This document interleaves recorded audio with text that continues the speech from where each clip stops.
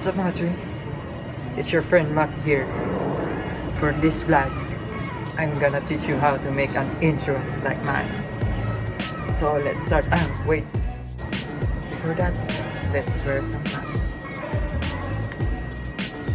It's for safety because of the COVID-19. Roll up. First step, use Picskit for removing the background of your photo. Then save it into your gallery. Use Auto to remove the portrait background.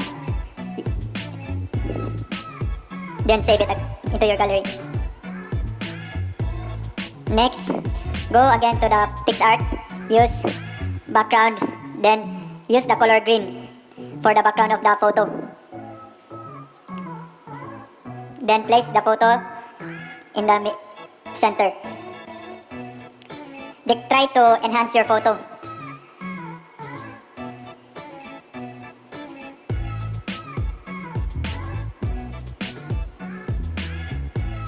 Then next part, put a line in the photo to make it more better. Then I search in the stickers, that's something I can put in my photo. So I search for crown to make it better. Then I save it again into the gallery.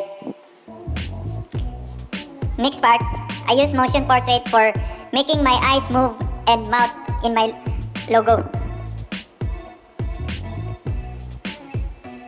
It's on you how you adjust. You record it. Boom, that's all. Then save it into the gallery.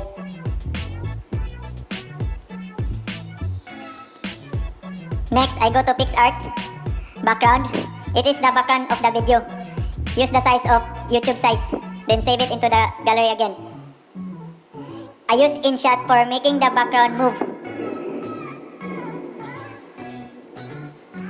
I use the size 4x3 as a canvas. And I save it again. Next, I use Picskit. I go to camera roll, select the background. Next, I select the green screen. You combine it together, you must find the mask.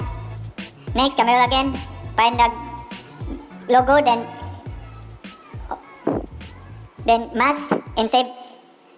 Then boom. Then if you want a name on the side, just type and it will. Then I go to a sticker to find a subscribe logo. So I place it on the side of my photo. And I save it into my gallery. And that's all.